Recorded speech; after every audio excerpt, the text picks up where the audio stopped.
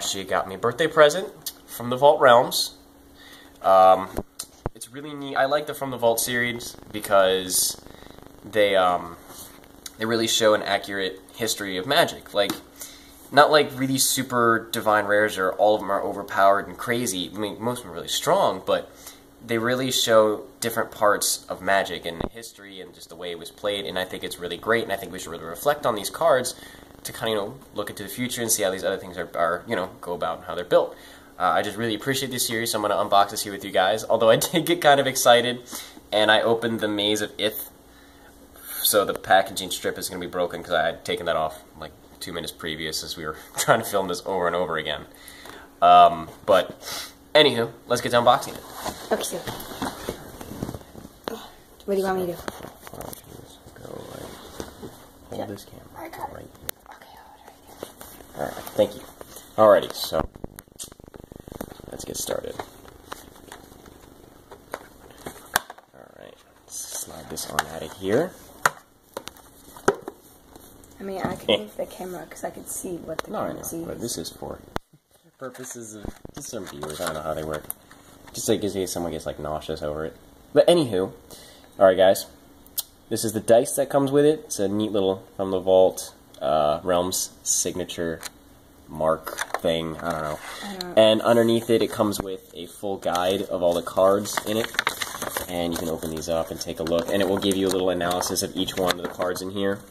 And they're all really pretty. All the art's really nice, even like the old art. And they give you, in this one, the Dryad armor, full art, and it's a really nice poster. And in the background, you can see like this couple kissing. I'm like, who is this? What is the story? I want to know. But that's probably for a later time. If you guys have any theories or questions or anything, let me know, and I will look into it. Alright, let's open the first one that's already previously opened by yours truly. Alright, first card, Maze of Ith. You bring it. Okay, good. It's untap, target attacking creature, prevent all combat damage that would be dealt this turn by that creature. It's really neat. I like it. It's from the Dark. I actually one time bought a couple of Dark packs just to see if I would get it, and alas, I didn't. But I did get like All Is Dust and Ashes to Ashes and Dust to Dust. But not All Is Dust, but Dust to Dust. It's a really neat card, but I like it. It's one of my favorites of the lands in the series. Forbidden Orchard. It's a really neat card. I could see. I've seen a lot of group hug decks and a lot of this one deck. Some guy had like a Rampage as a commander, and it was very, very neat the way he ran his deck. It adds one color mana to your mana pool. Whenever you tap Forbidden Orchard for mana, you may put a 1/1 colorless spirit creature token onto the battlefield under target opponent's control. It's very neat, very fun ability. I like that. You know. What did you do? Nothing. My head is really itchy. Oh. Can you scratch? Yeah, I'll scratch your head. No, not right there. Where is it? There. Okay. Right there. All right. Third card. Third out of 15.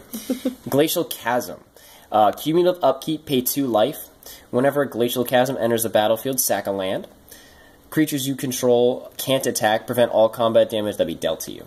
I really like this card. I remember this one time I was playing a guy who had this Clerk deck, and he had some Ninetales prevent damage or something. I don't remember. They but can't see the card very well. Oh, that's fine. I'm putting it in the sleeve. But thank you though. You can see the art. Now they can.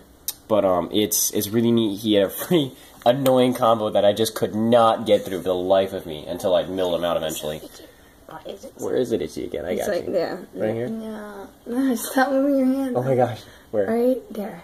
Perfect. Alright. Let's get back to magic. Alright, Grove of the Burn Willows is fourth card. Taps to add 1 mana of colorless mana to your mana pool, or tap it to add 1 red or 1 green to your mana pool. Each opponent gains 1 life. It's cool. Comes in untapped. I guess is the bonus of that one. And the flavor text, I know some people don't read it, but I like to. Spring is the most beautiful season in the grove, when the new leaves open from their ember buds in a race of leaping flames. It's so cool. I really like this art. It's very beautiful. Is it a foil kind of like shiny? Well, yeah, the foil makes it very pretty. But in any case, but just look at it. It's beautiful. That's probably the most biggest thing about this card that I like. It's just hats off to Cliff Childs, you know. Ooh, High Market. This is from Mercadian Masks, and I used to own Rashad Import in several languages, but I had to sell it due to a car accident. But But this is a really neat card. Sack a creature, you gain 1 life, tap, add 1 mana of any color to your mana pool. Flavor text. If it can't be had here, it can't be had anywhere in the world. It's cool. I love it. I love this card. Like, I love it EDH. I mean, I'm a huge EDH fan, as does the blog as well. But, you know, it's cool. Alright, second pack. Let's do Dryad Arbor. So I was such a fan of this. I really like this one, because it can get kind of confusing. Can you imagine just seeing this on the battlefield, forgetting it's a creature, and then just attacking in, and just be like, oh, jump block. No. What? It doesn't look like it has anything on it. I know, that's the neat part about it. I mean, well, not neat, but it can cause a lot of issues, like, it's just Forest Dryad, land creature, Dryad Arbor, it's a 1/1, and it's a forest. So you can fetch for it, for a forest, which is neat. Fetch lands, Court of Calling can get it, anything I can throw at 0 cost on the field. It's a really neat card. I just love the new art they did for it. It's... I'm sorry, I'm geeking over it. Anyways. It's pretty. I know. I geek over this. But it doesn't say anything. It's just the thing on it. Yeah, it's just a 1/1 creature. It's really good. What does that mean? It's a one. It has. It mean what a 1/1 creature is what I mean by that. Sorry. It's it has power 1 and toughness 1, which is how it does in combat. And the neat thing about it, it can do combat and be a land at the same time, which is neat. It's like.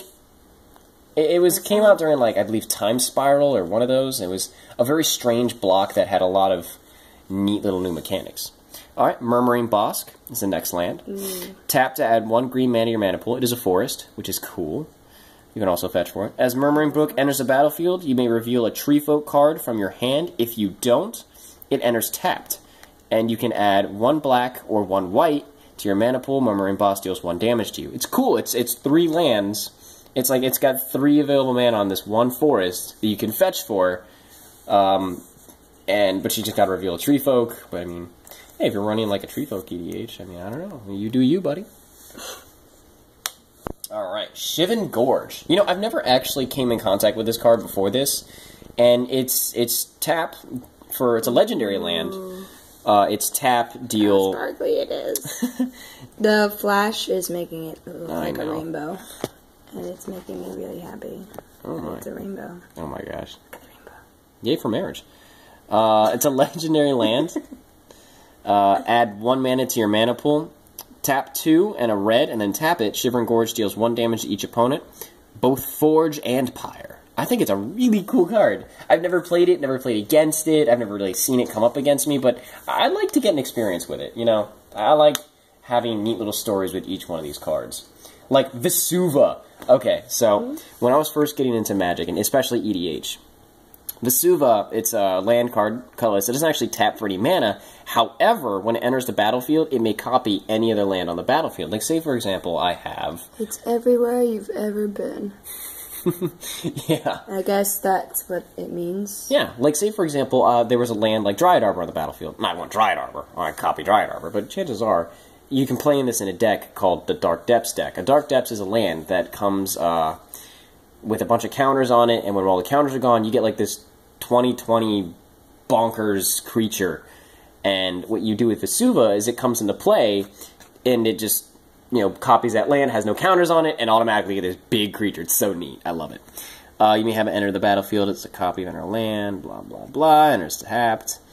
It is everywhere you've ever been. Oh, you just said that, duh. That's why I said that. I know. Do you think all of a sudden I understood what I was looking at? You were like, yes, Magic, I now know all. I know all just from this video.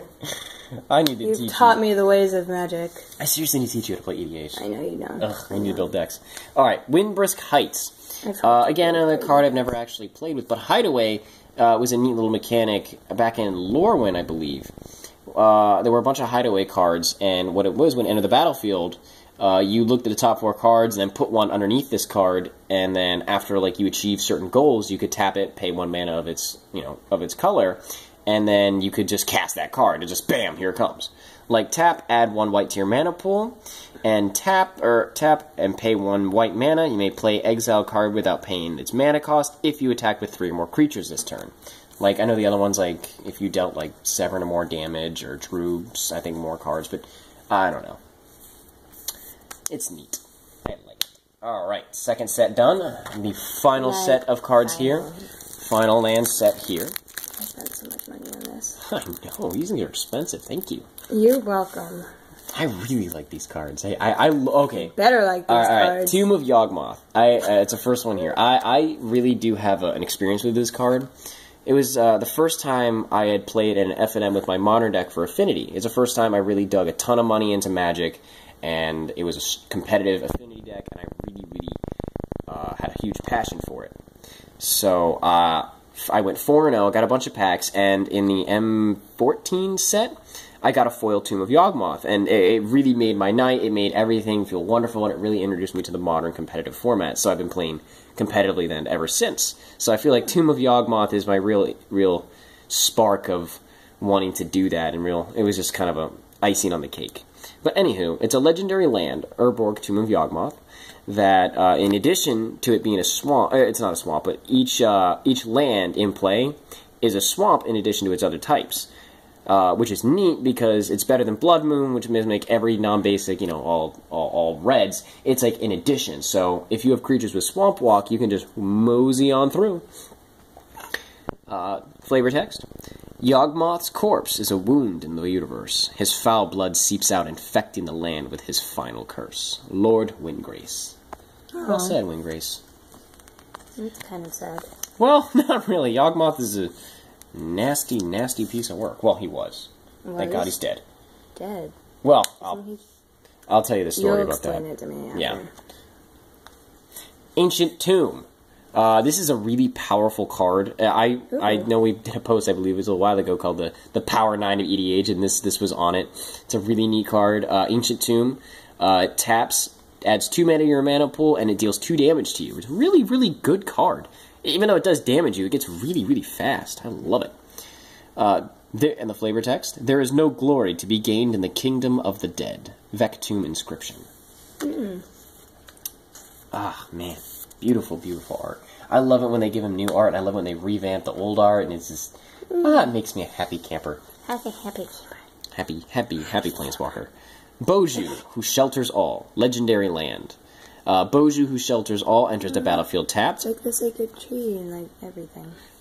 Pay 2 life and add 1 mana to your mana pool. If this mana is spent casting an instant sorcery spell, that spell cannot be countered by spells or abilities. Neat! I would definitely sack a little bit of life just to cast a free spell without having to worry about anything. What? It's neat. Is it? Just yes. Is it neat, Nick? Go with me. It's neat. Neat? Everything's been very neat. Is it neat? Cephalid? Cephalid Coliseum, I believe is what it's called. Adds 1 mana to your mana pool, and it deals 1 damage to you. Threshold, tap, target player draws 3 cards, and then discards 3 cards. This is really cool, and I'm actually be putting it in my EDH Lazov deck for as Reanimator. It can help me. It's a really good card. I remember when I first started getting EDH, I built Zagana, and I was up against this guy I've been playing for decades upon decades, and he kept using this card, and it was just really gave me such a huge advantage. And I was like, wow, I gotta get my hands on this. And it really started my initial power creep in Magic with me when I first started playing. I was like, alright, I gotta go. Gotta get fast, gotta get stronger. You know, it was a really big motivation. I mean, shout out to that guy. I don't know if he follows. His name was Isaac. Went to Montgomery College, but yeah, he really helped coach me in Magic, you know. And people like him really need more people like him in the community who are welcoming to players, young players, who won't shoot down their fun, neat ideas, and just goes with the spirit of the game, and it just perpetuates it. And why this game has lasted so long are players like him, and I'm really glad I got a chance to meet him, because I don't think I really would have continued as much without someone like him. Desert land. Add 1 mana to your mana pool. Tap, deals 1 damage to target attacking creature. Activate this ability only during the end of combat step. I think this is like after damage is dealt, or during. I'm not too sure, but it feels kind of like it's like after it slaps. All the other. Okay, well the neat thing about this is like, okay, this creature hit you, or it's going to hit you. It just died. Have fun. Oh, it sounds like all the other lands are like so cool and crazy names. And then desert. There's a desert. Hey, it's just a desert. But no. All right, so that is pretty much the completion of that. All 15 foil cards in Mythic print from the Vault Realms. Well, thank you guys for coming with me on this, and I'm going to wave goodbye to y'all. All right, bye, guys. Bye. See you next time.